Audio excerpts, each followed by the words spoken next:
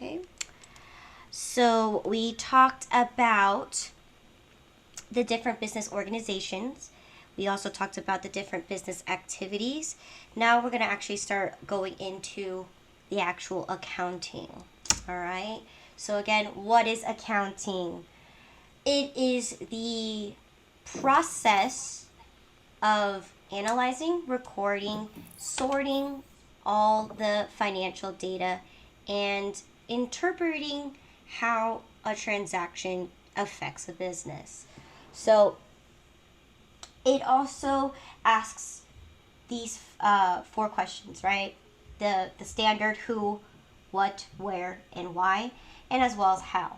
Okay, so again, when we understand how a business transaction works, is we have to get some sort of some source documents, right? A receipt, an invoice, a contract. All of those are going to answer these exact questions, right? What has happened? Okay, if I had a contract, right? The contract is what happened. I contracted with this person to work for me, right? Simple. When did it happen? Obviously, the contract's going to have a date when you sign it. Why? Why are you contracting this person? It's pretty straightforward. I need someone to work for me. And how? How can be how you want the job done, how are you going to pay them, and etc., etc. Okay? So again, usually when you deal with accounting, you're answering a question that evolves around the business itself. Okay? And why is it so important to collect that data and to produce financial information or financial statements? The most primarily thing that we're going to use the financial information is for our internal users and our external users. So our internal users are anybody that is involving inside the company, right? So for example, if I have a sales team or a profit manager, right? Why is financial information so important to them? It's pretty straightforward, right? It lets us know, did we do good on sales this week? Can we up our sales anytime? What about our profits? Did we actually meet our profit margin? So again, that's for our internal users. What we use our financial information or financial statements is that we want to use it for our external users, right? We want to make sure that we look good not only to ourselves, but we want to look good for the public, because the one thing that we produce these information for is if we have it out for the public, it will entice investors to want to look into us and be like, wow, this is a great company. I should invest in them. It can also be applied towards a bank person, right? If you're trying to show them, saying, hey, look at my spreadsheets here. I'm doing really well. I make my payments. So can I have a bank loan? And they're going to look at it. All right. So external users are going to be anyone that's outside the company that's looking in. All right. And that's what the financial statements are primarily geared towards. Okay. Now, of course, with that, being able to do that, we also have to understand, well, what is your position in this company? Or what is your position when we learn accounting? So the two fundamental ones that we're going to be looking at is going to be a basic bookkeeper as well as the accountant. All right. Now, I'm going to go ahead and instead of reading it off of this, I'm going to tell you straight away what the difference is. The bookkeeper, their only main job and their only job is to just record the business transactions. Okay? The accountant does everything else. They can do the bookkeeper's job, but the bookkeeper cannot do the accountant's job. All right? And now, what does the accountant do? Well, not only does the accountant also record the business transactions, they prepare the financial statements. They are the ones that can make conclusions, and they're the ones that can, they are the ones that make that executive decision. Is it worth it to even record? While the bookkeeper, they're told what to record. So the accountant's going to give them a stack of receipts or whatever it is, and then the accountant's going to say, bookkeeper, record all these things. Okay? So with that being said, that means the bookkeeper kind of works for the accountant, right? Because the accountant has to provide everything for the bookkeeper, has to provide the proper books to record the transactions, has to provide the chart of accounts for them to understand where to place the information in, where to categorize their transaction in. So we'll talk about the chart of accounts in chapter 3, which is tomorrow. But other than that, the rules and the guidelines, all of it is given to the bookkeeper by the accountant in order for them to just record the transactions. And that's it. That's the main difference. And in this class, I'm going to show you to be the bookkeeper, but I'm also going to also mold you and train you to also be the accountant as well. All right? Because one thing that is the difference between the two is that, again, as the bookkeeper, you're being told what to do. You're being told what to record. As the accountant, I'm going to show you what are the typical things that are normally recorded when it comes into doing a business. I'm going to show you all the aspects, and I'm also going to show you how to complete the financial statements and to close out the books itself. So not only that, I'm giving you the upper hand because even though this class is to be the bookkeeper, I'm going to show you how to be the accountant, but at the same time also be the bookkeeper as well. So in this class, those are the only things that we're going to be learning here is to just properly journalize a transaction and what you can make of it with that information. All right, and that's as far as the extent to what this particular class is going to be. I'm not going to ask you to analyze a profit and loss. I'm not going to ask you to make suggestions on how this company can increase their sales, right? That's going to be every person has their own specific job when you're considering looking into a company. If someone wants to hire a sales representative or someone wants to hire a profit manager, that's their job. Your job is to just record the daily business transactions, record it into the ledger, produce the financial statements, and close out the books. That's your only main core job here, right? And that's where I'm going to talk about breaking down accounting into specific areas, all right? Now, of course, the different types of accounting. So there are 5 specific areas of accounting, right? We got the public accounting, usually known as the CPA, right? Certified Public Accounting. And then we have the private accounting, which I'll talk about each and every single one of them and what you're expected to know as soon as, what you're expected to know. You got government accounting, we have nonprofit accounting, and lastly, we have international accounting. So let's go ahead and break it down. So public accounting, also known as CPA, you need to have a license in order to be able to be a CPA, all right? Well, in some cases, you don't necessarily have to. It's just, it gives you that upper hand, right? That you are able and eligible and you are knowledgeable about accounting and that you can serve the public. Now, when I say serve the public, what I mean is the public traded companies. So anything that's a corporation, that's where the CPAs are going to come into play because they are going to be more or less the professionals, okay? Now, a CPA, if you ever want to pursue one, I can tell you, most cases you will be working at some kind of either accounting firm, or you could be working for one of the big 4 accounting firms. Remember when I mentioned that, right? You could work for Ernst & Young. You can work for Deloitte. You can also work for Power Water Cooper or something like that. I don't remember, but it's one of those big 4s. So again, one of those 4 are their main core of business is to either be doing auditing or they do taxation and or consulting. So again, those are the typical CPA types of ideas there. So again, most commonly, if you do get a CPA, you're more likely to probably be doing taxes, because everybody needs a tax accountant, right? Especially for a publicly traded company, right? Because they are doing business in a way grander scale. They're doing transactions billions a day. And if you think about it, for example, Walmart, how many stores are there in each state, right? And how many transactions does each location do? And are we breaking it down by local cities, or are we looking at a state in general? Are we looking at the whole United States? So thinking about that, if each state is responsible for their little sector there, then they contribute all together to combine them all together to get a grand total number. So you are expected to have to work long hours, especially if you're dealing with these kind of large transactions at a grander scale on a daily basis.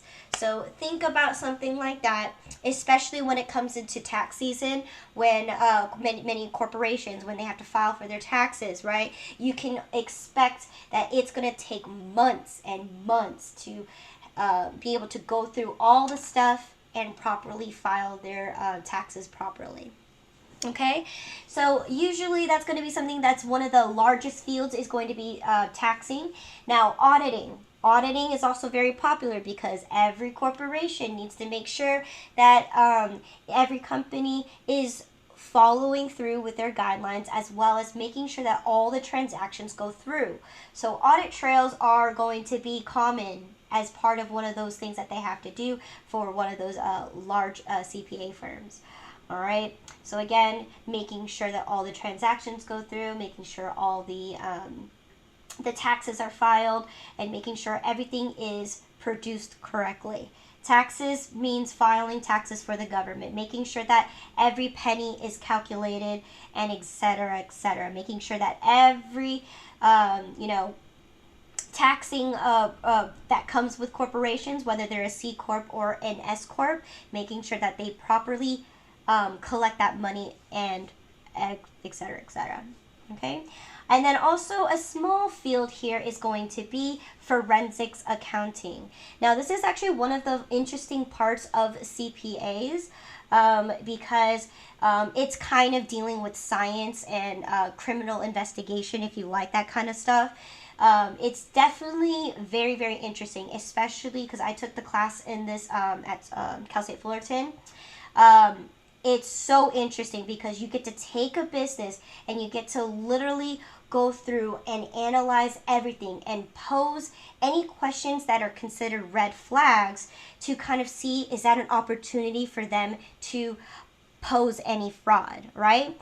When we talk about those publicly traded companies, right, a small minor change, like or a small minor expense, like $5, right, can go through seamlessly, right? It's very unnoticeable. So being able to track that down and make sure that that $5 is there, right, to properly make sure that they are not frauding the government, all right?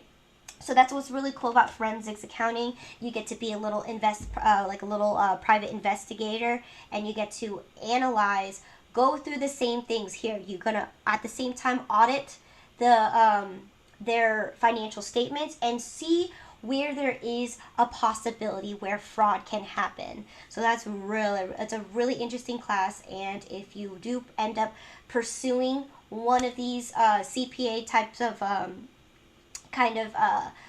positions, go for your CPA and get yourself in one of these classes and see if you like it. All right. So that's what you deal when you're looking at publicly traded companies. So anything that's a corporation, LLC, etc., etc. Okay. Then we're going to go break it down to private accounting. Private accounting is a little more minuscule, like, you're looking at a very small scale.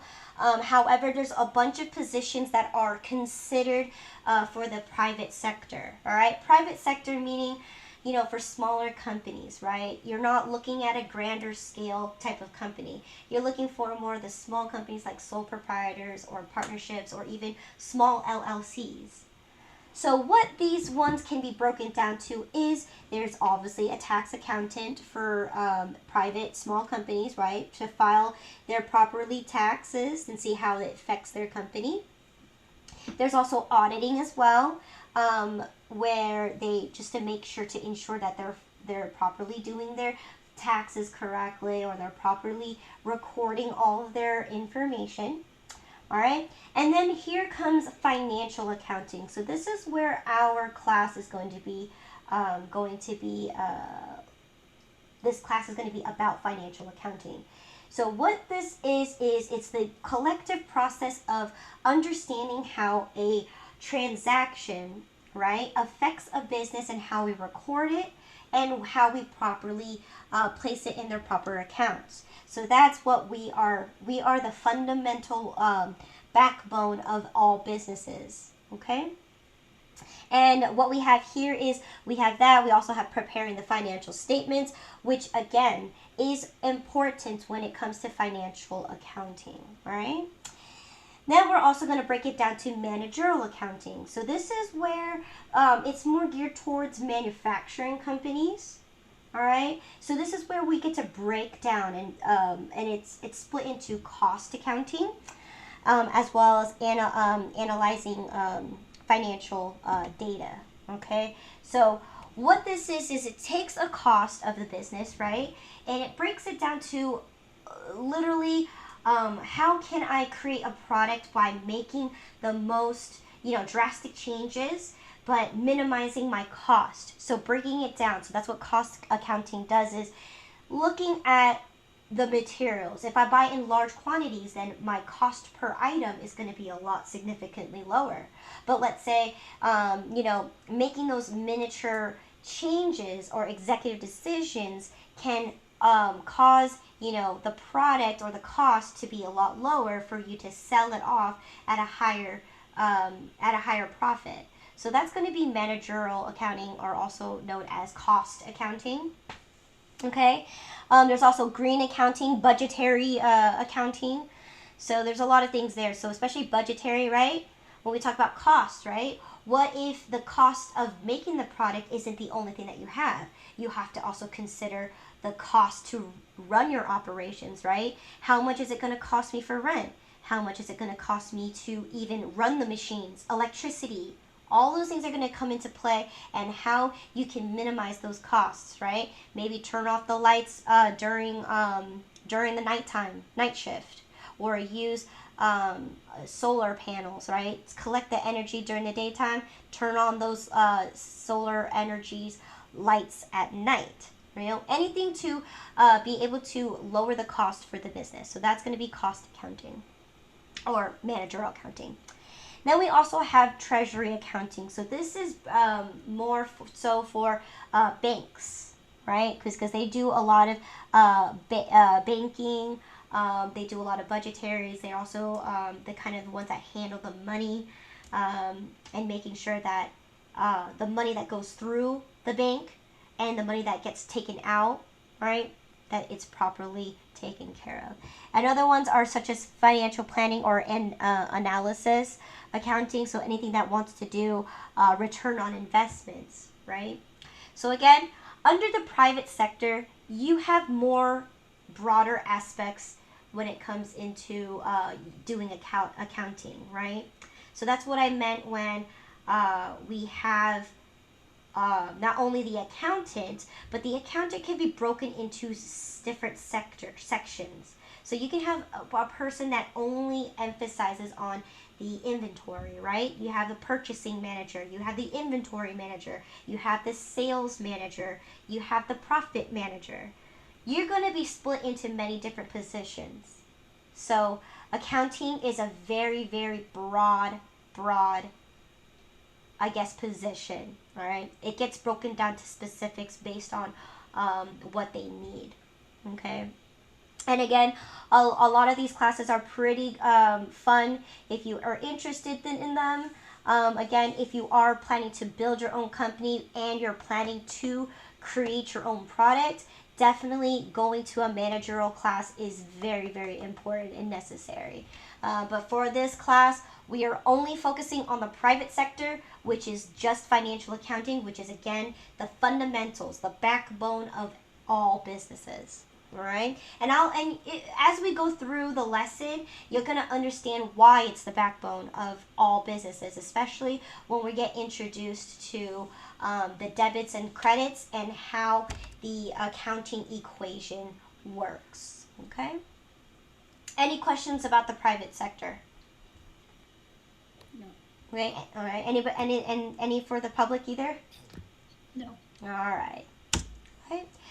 Government accounting, again, once again, pretty straightforward, right? It's anything that has to do with government agencies. So, for example, right, the state or local agencies, right? DETR is a federally governed agency, right? One Stop, the Career Center, anything that's like that, they're going to need special people to have special accounting for. So again, these agencies can require, they need to do some resource financial planning, anything like that. Again, because they're funded by the federal government.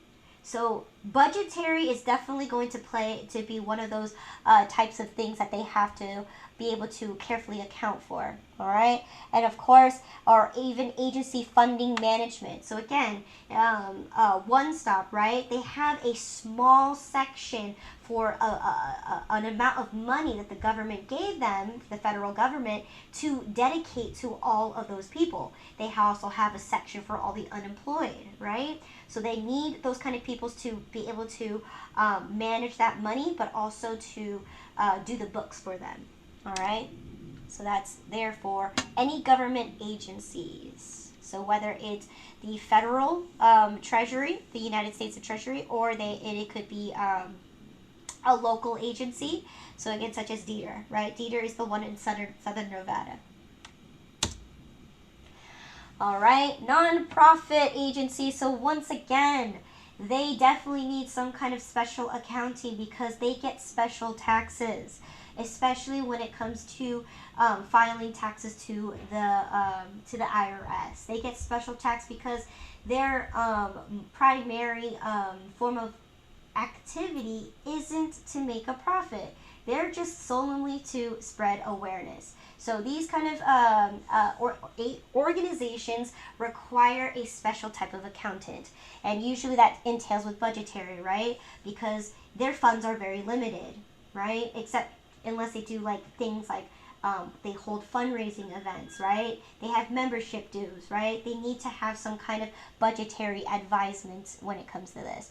And even a fundraising management, right? They need to be able to book the venues and make sure that they are within their budget. All right? So that's nonprofit. And there's a lot of special taxes when it comes to them because they are not a profit seeking type of organization. They get taxed at a different level. Okay. And then lastly, international. Now, international, because we will learn this in chapter 4, that when you do business overseas, it is completely different than what you do in the United States. So the United States, and we'll learn this in chapter 4 once again, United States, we follow the rules of GAAP, the generally accepted accounting principles. And we need someone to be able to translate or be able to do international rules because they have their own set of rules and standards on how they do their accounting, right? So we need a specialized person to be able to complete the financial statements based on the international rules that they're set out for. So wherever you're doing business overseas, you need to have some kind of international accountant to be able to translate those different types of accounting principles that they set out and be able to follow them. So you do need a foreign currency person, right? If you're converting money, you need to make sure that they're converted correctly and that they can uphold or produce financial statements within those types of currencies.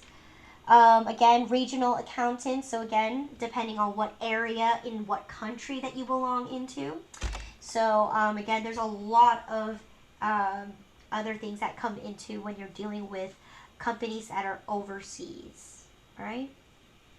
Any questions so far? So again, for this class, I only, the other types of areas of accounting, I just need you to know the very basics. Like, what are the 5, right? And can you give me an example of one? All right?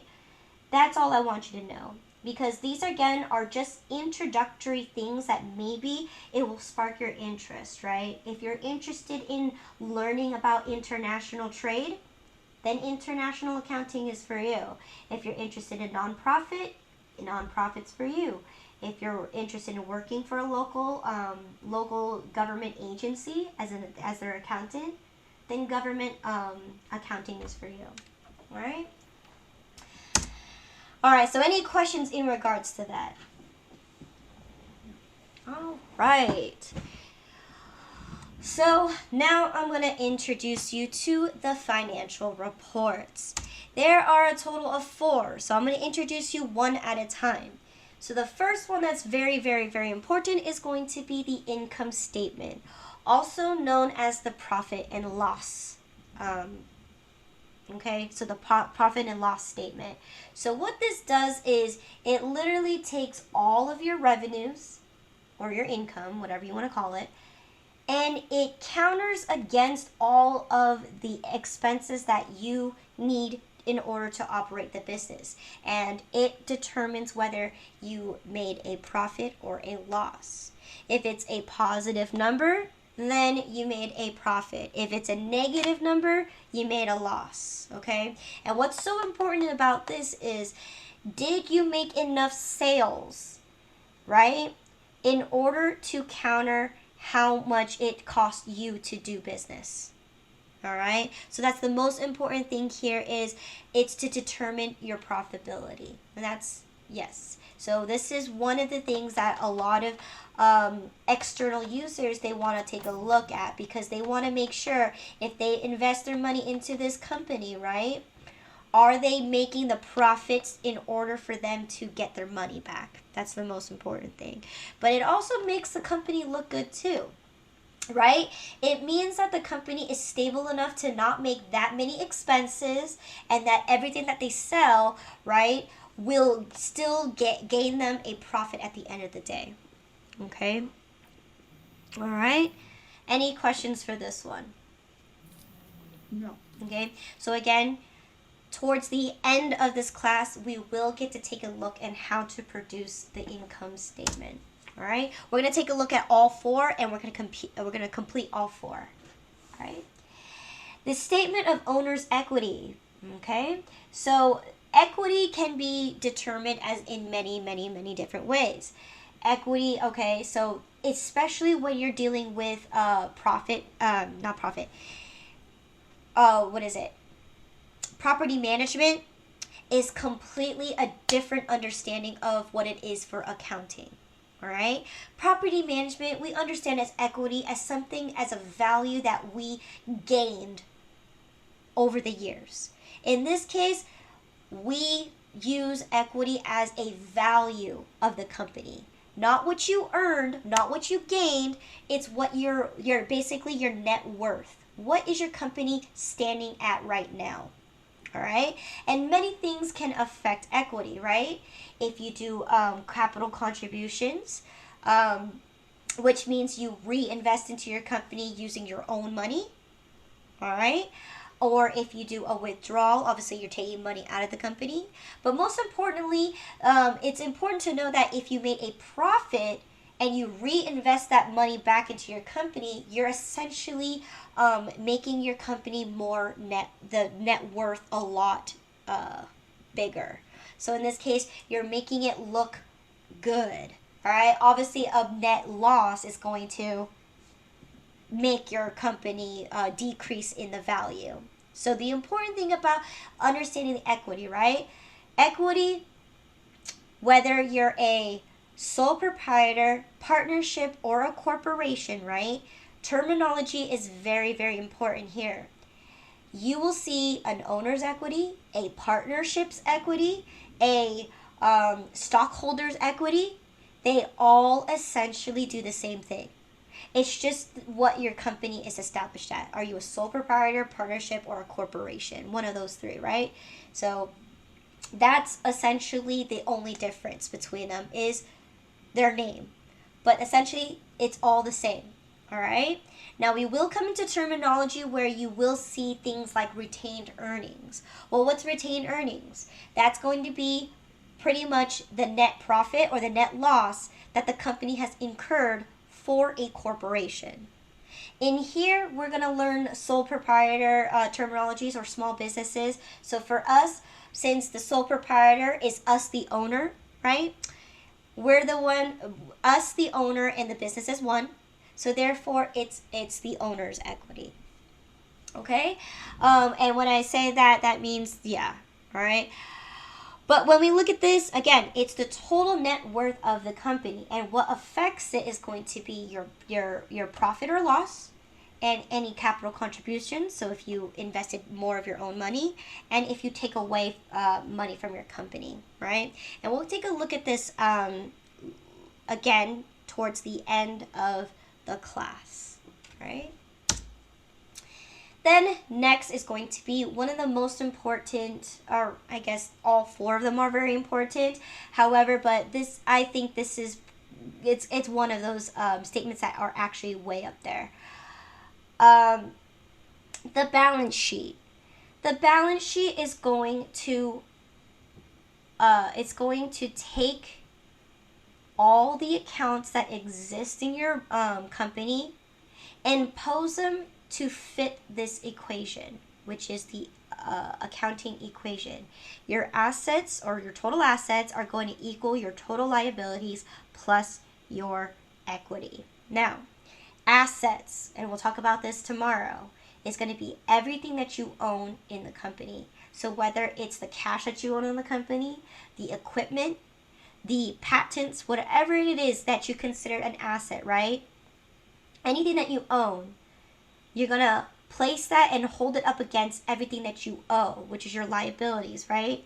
Your liability is going to be everything that you owe, whether it's a bank loan, whether it's you owe a vendor, right? Or you owe sales tax to the government, right? And you're going to add that to your net worth. All right? So that fundamental equation is the backbone of all businesses. This equation must hold true at all times. Your assets must equal your liabilities plus your equity.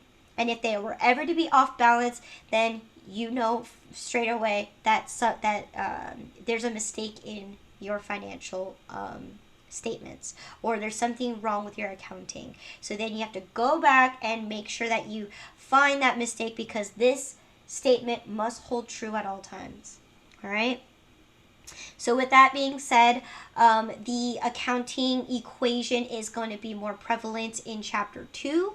And again, the primary for the balance sheet is to test if this equation holds true. So again, I think this is one of the most important ones that you can see, because again, it gives you an overview of everything that you own in the company, and it puts it towards against everything that you owe and the value of your company. All right?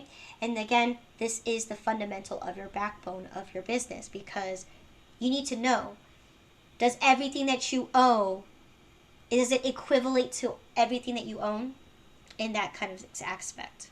Okay?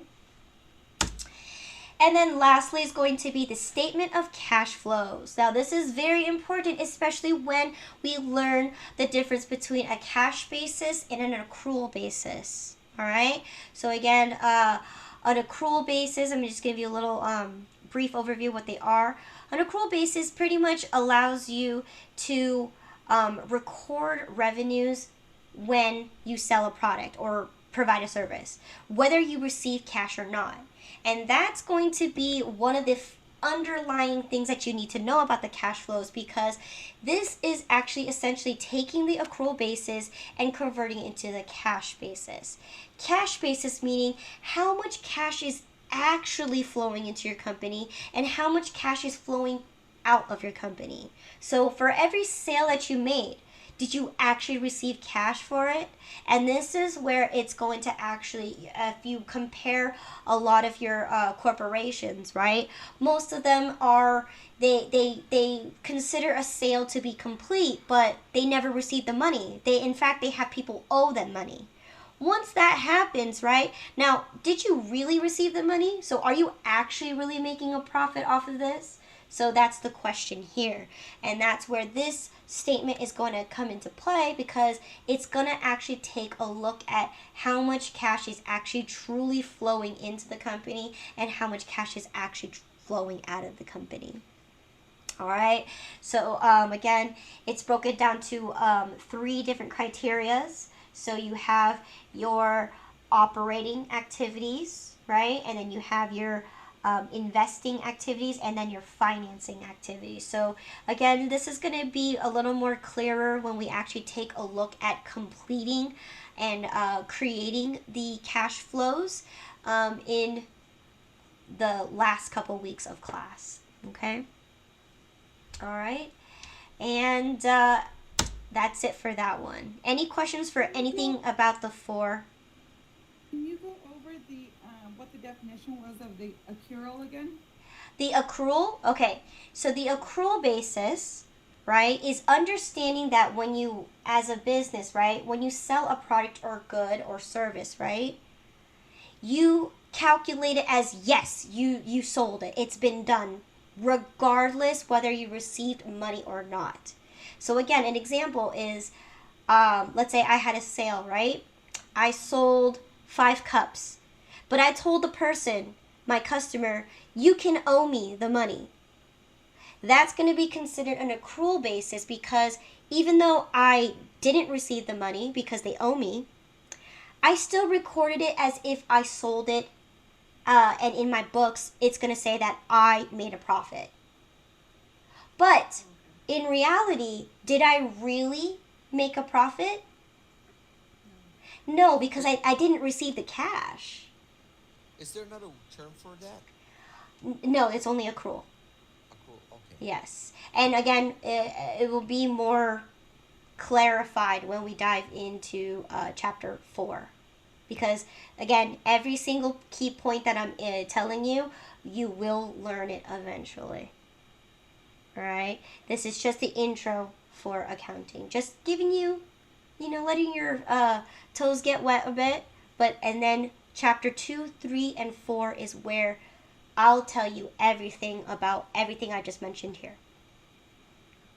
Okay? Of course. All right? So, any other questions in regards to these 4 financial statements? No. Okay?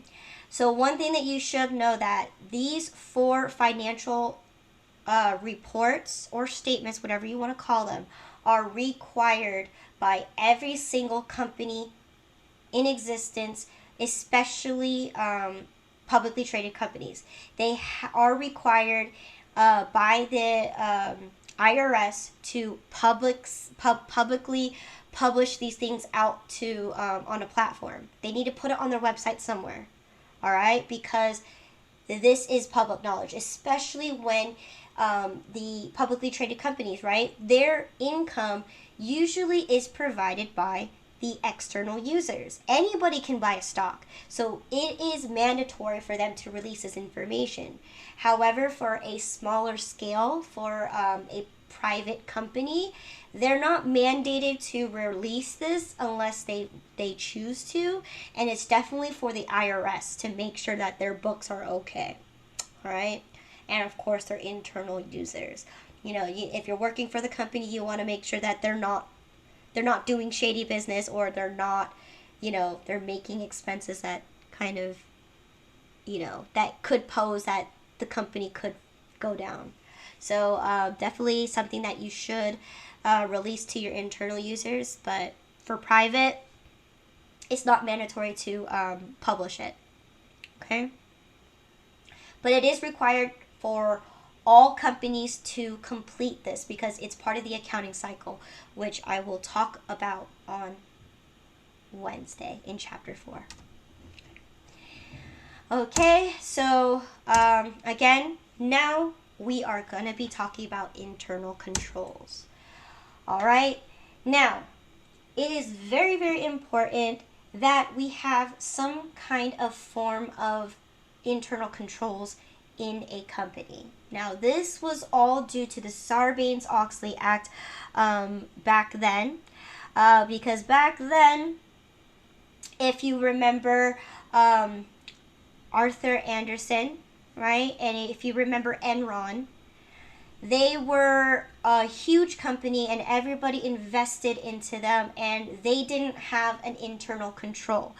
Whoever was the head of the company of Enron, right, they manipulated, they took advantage, and they did whatever it is to make sure that they look good to the public. But at the end of the day, they're manipulating all their customers that contributed to their company, all right, by producing fraudulent reports, okay? Now, the reason why this is now in effect is because internal controls pretty much gives you structure to a company, but it also eliminates and minimizes the risk of having fraud happen. So a good example is paychecks, right? If the HR can write their own paycheck and sign their own paycheck, you already can see that they can write a paycheck for $1 million and walk away, cash it out, and leave the company. No. So that's why the whole thing about this is not only is the HR going to be, in charge of the payroll, the president or the owner of the company must sign and check mark that this is the correct amount. So that is where the internal controls is. It minimizes the risk of having fraud occur in a company. All right. So again, and this is also breaks down to the government, right? After Enron decided to have all their CEOs and stuff cash out their stocks and take out hundreds of $1,000s, and then all of a sudden the company just imploded. That is weird, right? And that's why the government decided to boggle down on this and make sure that fraud doesn't ever happen again. So there is a movie out on there if you are very interested in that, and that's where you get to see where the idea of forensic accounting come into play. But you can also see how this man created Enron, which is an electrical company, and how he manipulated every person that bought into their company and bought into their electrical, especially when it comes to a monopoly kind of company. So at that time, Enron was the only electrical company, and that's one of the things that you need to know too. It's an extra information that you will eventually learn if you end up pursuing accounting. You'll end up learning the guidelines on what kind of business, and you'll learn vertical integration, horizontal integration, and what it's like to be a monopoly. All right, but that's just too much talk over there. Okay, so that's the reason why we have internal controls, is to prevent and minimize the risk of fraud. Okay, by having more than one person involved in a specific task. So in order for you to process the paycheck, you need the president to sign it and verify that these amounts are correct. All right. Same thing with the inventory manager. The inventory manager needs to be working hands in hands with the purchasing agent, or they also need to get in contact with their accounts payable to verify the check that they're going to send to the inventory person. All right, so there's a lot of positions are being involved in everybody's position. You need to be not checked one time, it needs to be double checked by another person, and that is what internal controls are. Not something I want you to completely know for the exam or anything, but it's definitely good to know in the back of your head, to know that, you're, in order to run a business, you need to have multiple people to oversee a specific task or specific position. Okay? Any questions here? Yeah. I don't remember what the movie is called, but I remember I watched it like 4 or 5 times in my accounting classes. I had to do it for forensics. I had to do it for one of my accounting classes. But yes, I don't know what the movie is called. It's definitely a documentary on the Enron, so Enron. That's the name of the company. If you can search it up on Google, I'm pretty sure it will show up what that movie is called. It's a documentary. Mm-hmm. All right. Yes, it's very, very, very interesting. Okay. All right. Now we are at the end of our chapter 1. So course review. So again, we talked about the nature of a business. We talked about the 5 types of business organizations, right? Here, I broke it down to a very, very, very like basic type of 101 kind of ordeal where sole proprietor, one person. Okay, they're all responsible for everything. Partnerships, there's 2, general and limited. All right? And that's what I want you to get away from this. I don't want you to know the details or anything like that. I just want you to know what are the 5 different types and what makes them different. All right? And that's it. And I also want to mention this as well. For this class, we're not going to look into partnership.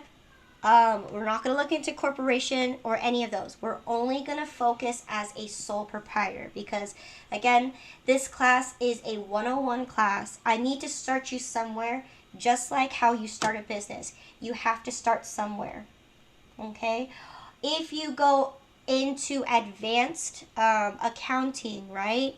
That's where you actually are going to be you're going to be taught corporate at the same time as private or sole proprietor small businesses because if you go take a course at a college, they're expecting you to learn the corporate side of accounting. So in a sense, they're trying to kind of gear you towards a CPA. All right. So again, this class is only primarily focuses on small companies such as a sole proprietor and nothing else. So that's why I had owner's equity because we're only going to be focusing at a smaller scale. Okay? Other than that, we talked about the 3 different types of business activities, right? Service, merchandising, and manufacturing.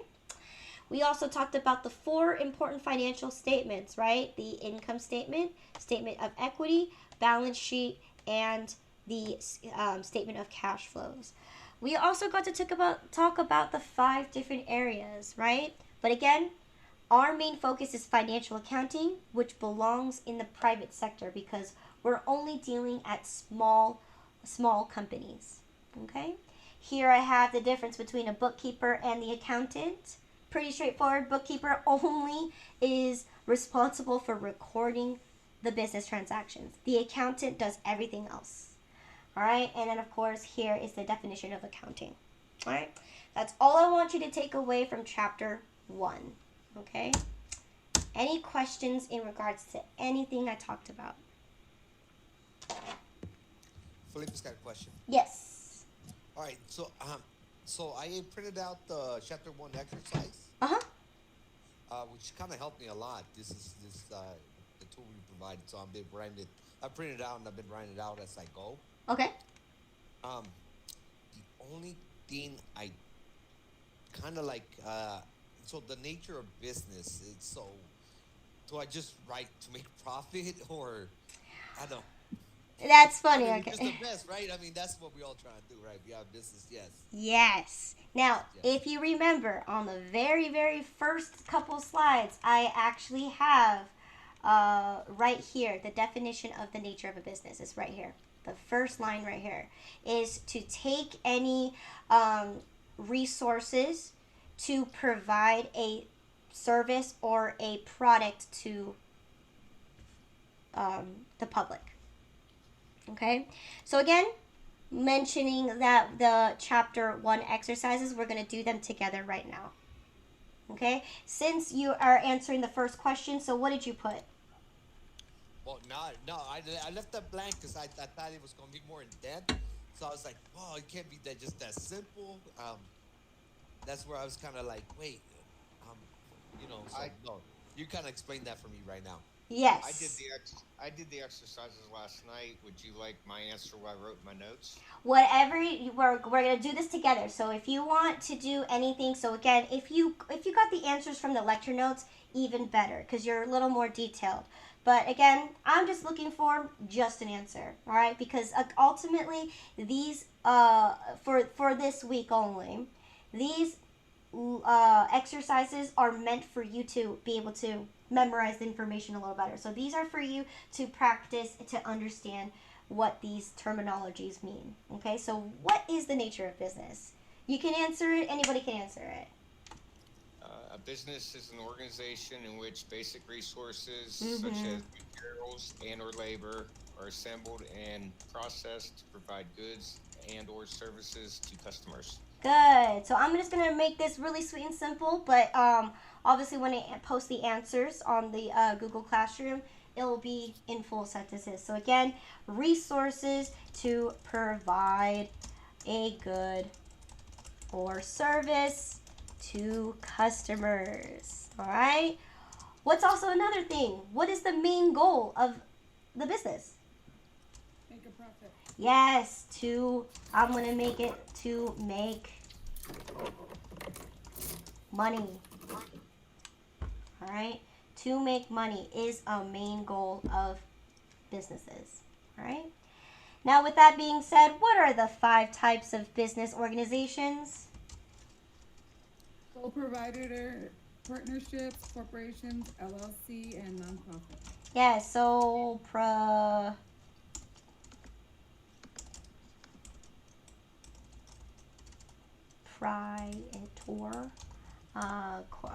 Sorry. Uh, Today I'm typing very, very slow. Usually I type a lot quicker than this, but it's okay. Partnerships, corporations, and LLCs for limited liability company, and lastly, nonprofit. So good. Okay. Now, here's a little section here where I ask you to do a little research. Since you guys are all on the computer, can you guys give me an example of each one? So let's start with the first one. What's a good example of any type of sole proprietor? Landscaping company. Yes. So okay, good. So it's cell phone landscaping. You know what I mean? Mm-hmm. So we call this, individual or, small companies that provide services, right? So it could be a landscaping company. Good. What else? Anybody else? Sole ownership. That one's hard. How do you do that one? All right. Wouldn't that fall under like landscaping because you're the sole? It depends. Like if you only have one person or maybe like 3 people that are involved in this landscaping company, right? Oh no, I'm sorry. We're on to partnership. I'm sorry. I apologize. Oh, okay. So sole proprietor.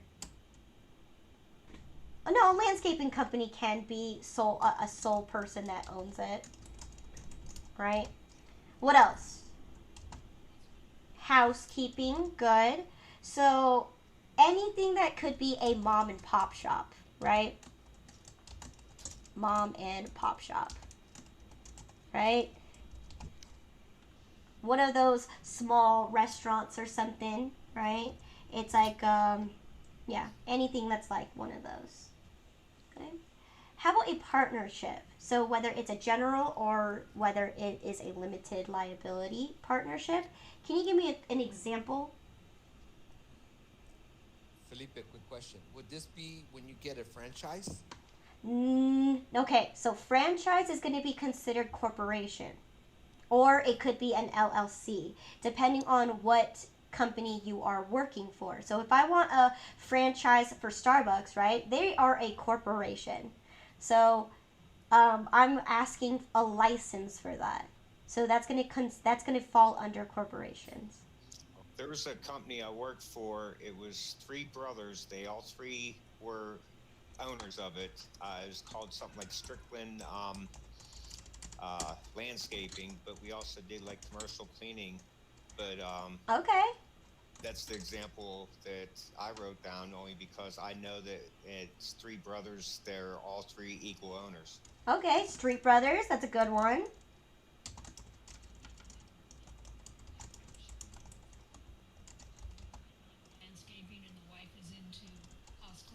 Good. Okay. Okay. So good. Mm-hmm. Okay. Any other examples out there?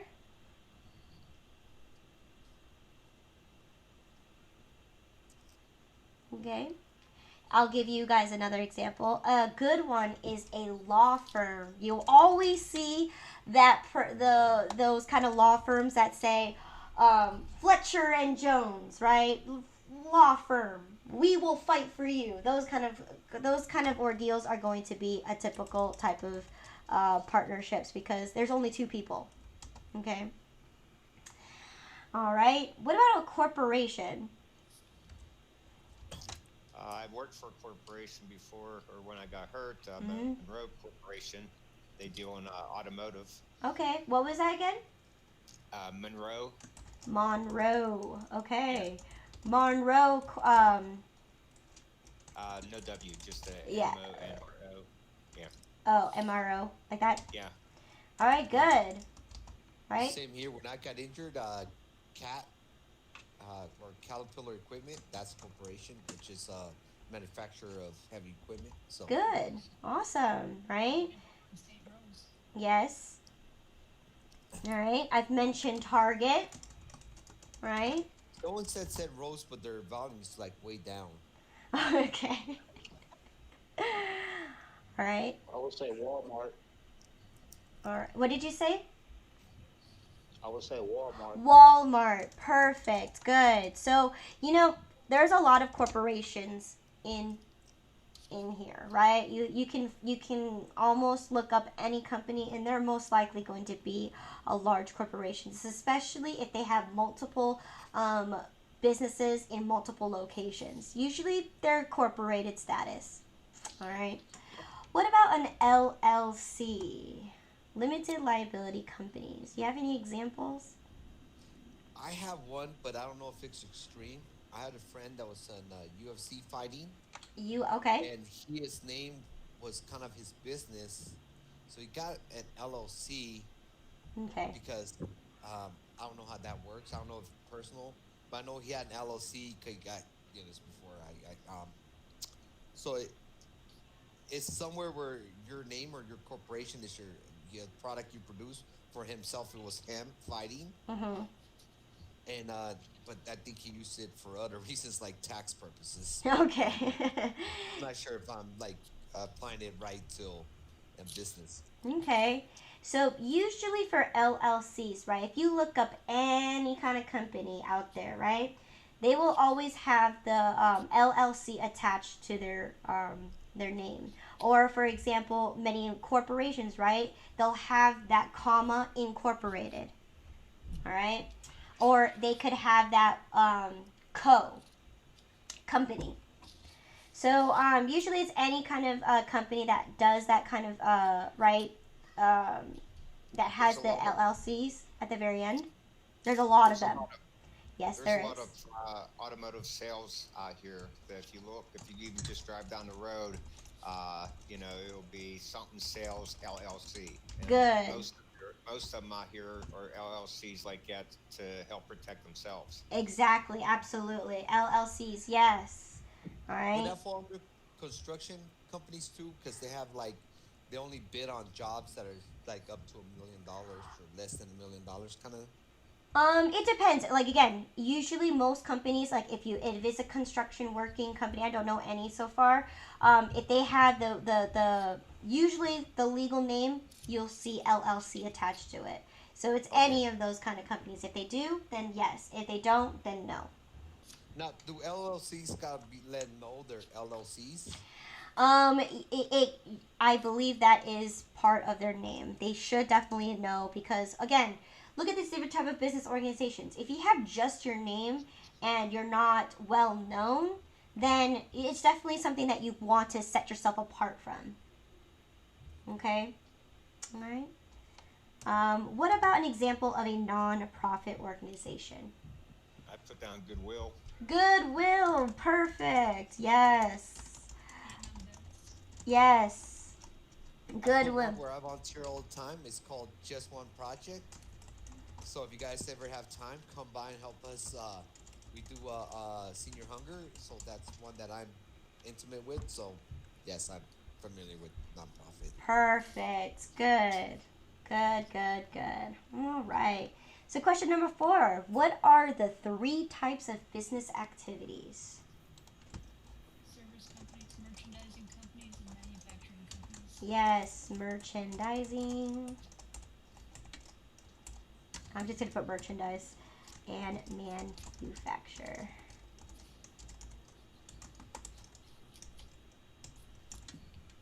All right. All right. So, what is accounting?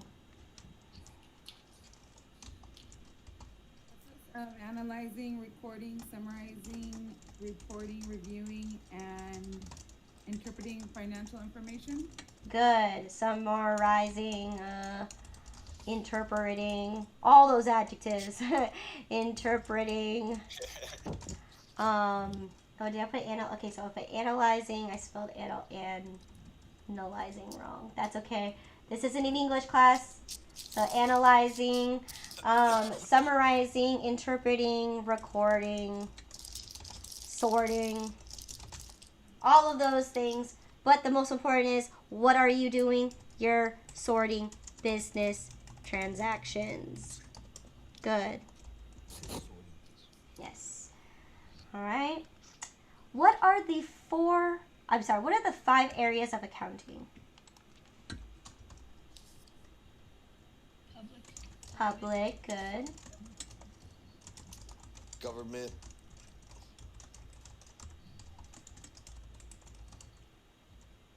Profit. Yes, non-profit. And what's the last one? international. Yes, international. International. All right. Good. All right. And what are the 4 financial statements? Statement of income. Income statement. Balance sheet, We got the balance sheet. And what was that? Owner's equity. Owner's equity. So this is the statement of owner's equity. And then statement of cash flow. Yes, statement of cash flows.